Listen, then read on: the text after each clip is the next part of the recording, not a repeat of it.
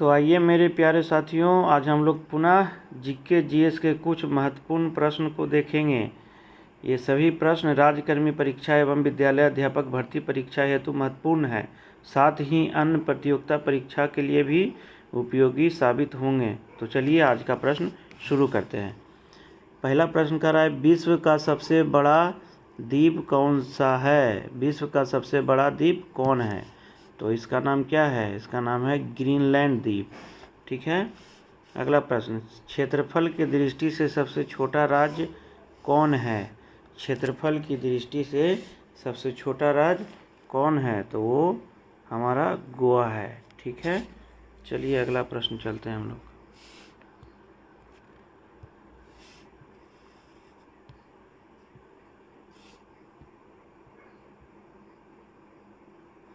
अगला प्रश्न है, भारत की सबसे बड़ी ताजे जल की झील। भारत की सबसे बड़ी ताजे जल की झील, ताजे पानी की झील कौन सा है? उसका नाम क्या है? वुलर झील है। ठीक है, याद रखिएगा, वुलर झील। अगला प्रश्न,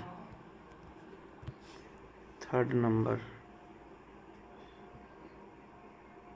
नंबर कह रहा है, विश्व की सबसे लंबी नदी कौन है?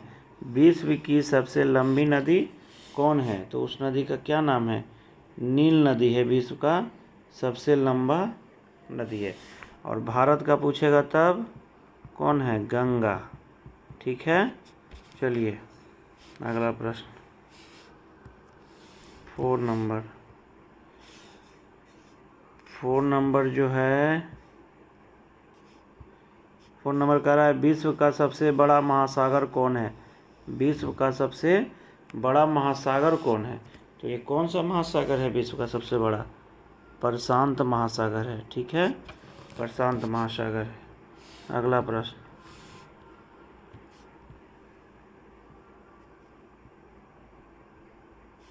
पांचवा है, विश्व का सबसे छोटा महासागर। विश्व का सबसे छोटा महासागर कौन सा है?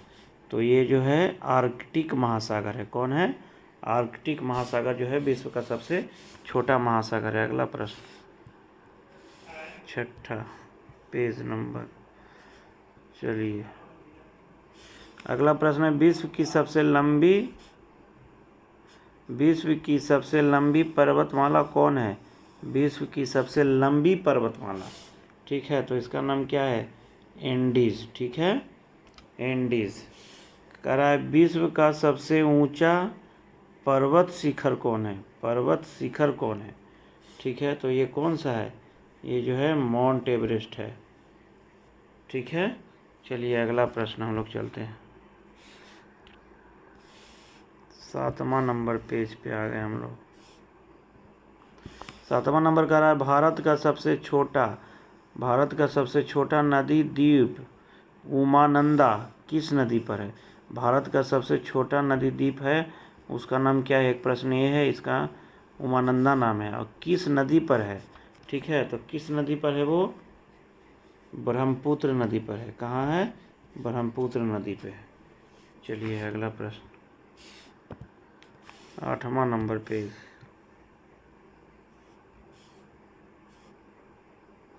8वां कह रहा है, भारत में सर्वाधिक वर्षा किस स्थान पर होती है? भारत में सर्वाधिक वर्षा किस स्थान पर होती है? तो सबसे ज़्यादा वर्षा कहाँ होता है? माशिन राव में। ठीक है, माशिन राव, याद रखिएगा इसको। भारत में सबसे कम वर्षा किस स्थान पर होता है?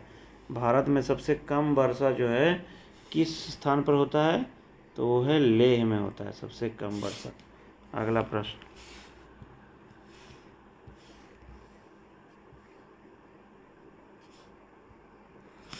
मध्यरात्रि के सूर्य का देश कहा जाता है। मतलब मध्यरात्रि के सूर्य का देश किस देश को कहा जाता है? ठीक है, तो मध्यरात्रि के सूर्य का देश किसको कहा जाता है? नॉर्वे को। किसको कहा जाता है? नॉर्वे को कहा जाता है। अगला प्रश्न, 10वां नंबर पेज। उगते सूर्य का देश किसे कहा जाता है? उगते सूर्य का देश किसको कहा जाता है? जापान को। पिछला प्रश्न क्या था? मध्यरात्रि का देश। ठीक है, तो वो किसको कहा जाता है? नॉर्वे को। ठीक है। और उगते सूर्य का देश किसको कहते हैं? जापान को। अगला प्रश्न,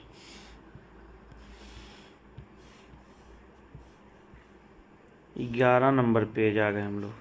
वायुमंडल की सबसे निचली परत कहलाता है। वायुमंडल की सबसे निचली परत को क्या कहते हैं? ठीक है, तो उसको क्या कहते हैं सबसे निचली परत को? क्षोभ मंडल। क्षोभ मंडल। और इसी क्षोभ मंडल में जो है मौसमी घटनाएं होती है। ठीक है, घटनाएं। अब मौसमी घटनाएं का तात्पर्य हुआ क्या? जैसे वर्षा, बादल गरजना, ये सब चीज़ होता है। ठीक है, चलिए अगला प्रश्न, 12 नंबर।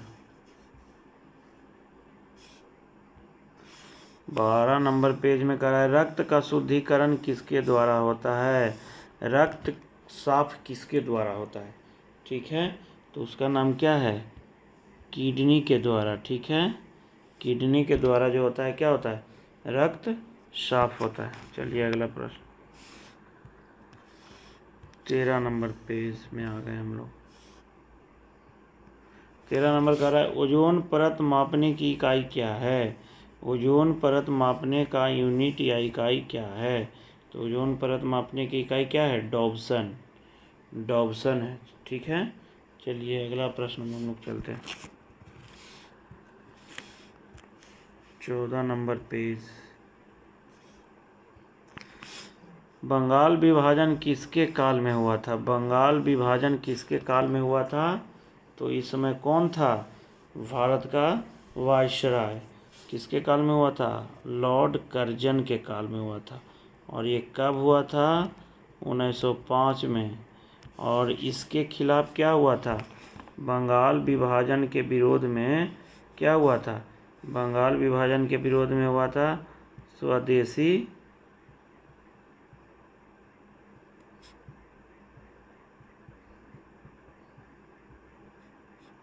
आंदोलन हुआ था। ठीक है ना, चलिए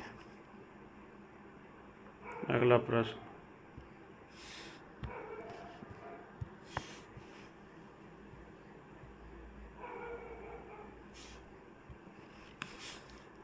महात्मा गांधी ने भारत में सत्याग्रह का पहला प्रयोग कहाँ किया?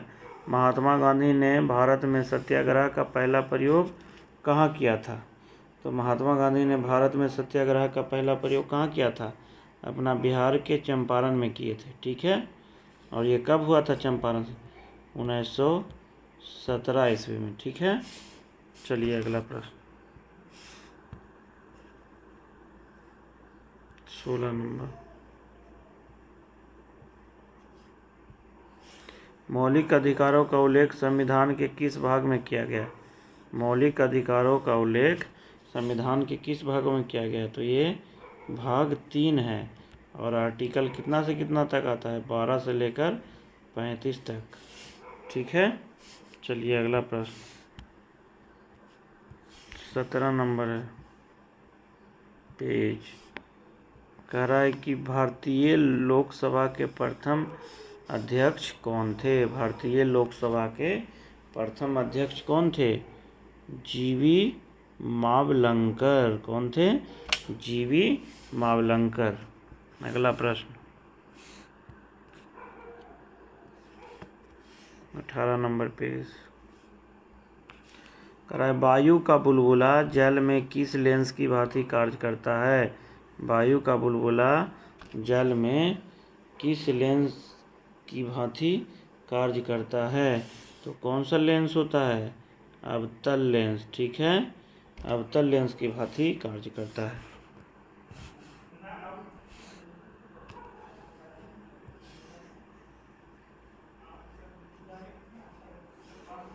नालंदा विश्वविद्यालय के संस्थापक कौन थे? नालंदा विश्वविद्यालय का स्थापना किसने किया था?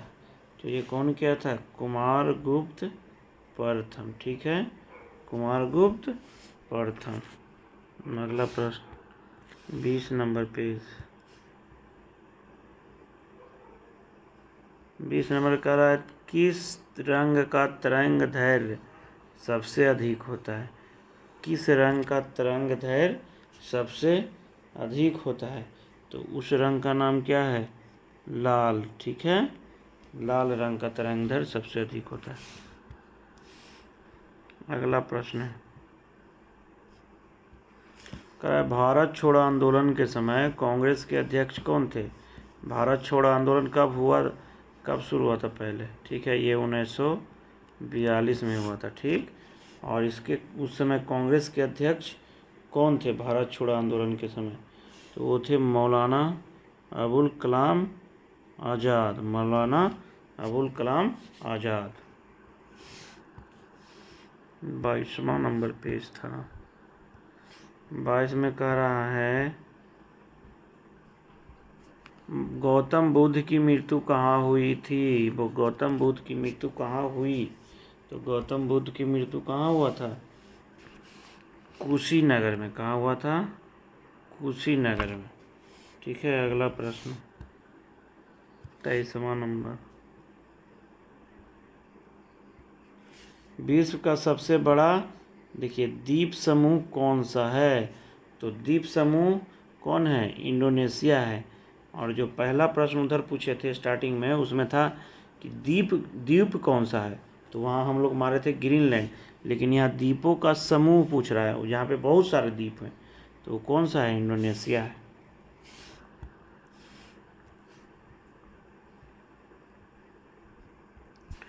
सर्वोच्च न्यायालय कितने प्रकार के रीट जारी करता है? सर्वोच्च न्यायालय कितने प्रकार का रीट जारी करता है? तो कुल कितने प्रकार का रीट जारी करता है? 5 प्रकार का। चलिए अगला प्रश्न 25 नंबर पेज पे, भारत छोड़ो आंदोलन के समय भारत के वायसराय कौन थे? कांग्रेस का अध्यक्ष तो हम लोग पढ़ लिए। अब है भारत छोड़ो आंदोलन के समय भारत के वायसराय कौन था? तो वायसराय कौन था भारत का भारत छोड़ो आंदोलन के समय? Lord Linlithgow. कौन था? Lord Linlithgow. चलिए अगला प्रश्न,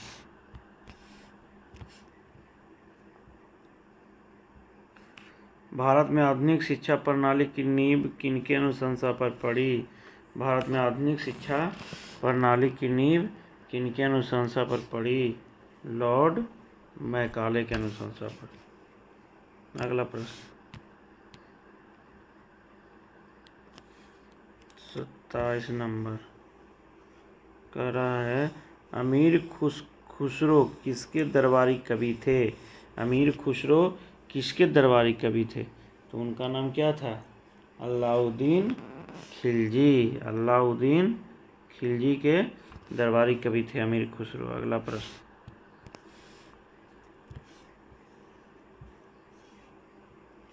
कह रहा है सबसे हल्का गैस कौन सा है? तो सबसे हल्का गैस कौन सा है?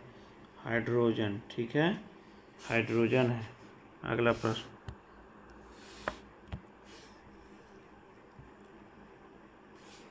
अगला कह रहा है, विश्व जनसंख्या दिवस कब मनाया जाता है? विश्व जनसंख्या दिवस 11 जुलाई को मनाया जाता है। विश्व जनसंख्या दिवस कब मनाया जाता है? 11 जुलाई को। अगला प्रश्न, अगला कह रहा है, वायुमंडल में सबसे अधिक मात्रा में अक्रिय गैस कौन है? वह कौन सा अक्रिय गैस है जो वायुमंडल में सबसे अधिक मात्रा में पाया जाता है? तो उसका नाम क्या है? आर्गन। ठीक है, अगला प्रश्न 31 नंबर पेज कह रहा है कि धातुएं सुचालक होती है क्योंकि धातुएं सुचालक होती है क्योंकि इलेक्ट्रॉन मुक्त होते हैं। इलेक्ट्रॉन एक ही दिशा में इलेक्ट्रॉन इसमें हो जाएगा, इसका आंसर क्या हो जाएगा? इलेक्ट्रॉन मुक्त होते हैं। चलिए अगला प्रश्न,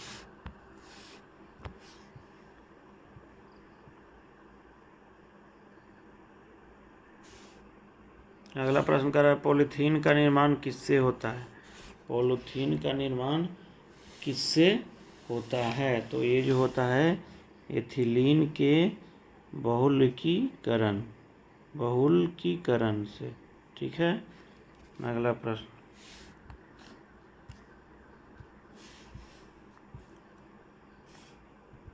कह रहा है मानव में मुख्य नाइट्रोजनी अपशिष्ट क्या है।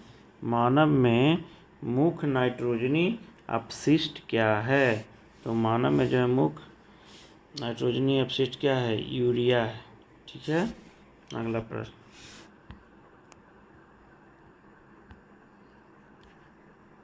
34 नंबर पेज। लोहे का शुद्धतम रूप कौन सा है। लोहे का शुद्धतम रूप कौन सा है, पीटवा लोहा होता है। ठीक है, चलिए आज का सभी प्रश्न समाप्त हो गया है। चलिए अब हम लोग अगले दिन फिर मिलेंगे कुछ जीके के प्रश्नों के साथ। तब तक के लिए आप सभी प्यारे मित्रों को धन्यवाद। और यदि ये सभी क्वेश्चन अच्छा लगा हो आप लोग को तो वीडियो को अधिक से अधिक लोगों तक ज़रूर शेयर करें, जिससे कि और लोगों को इसका लाभ मिल सके। चलिए तब तक के लिए आप सभी को बहुत बहुत धन्यवाद।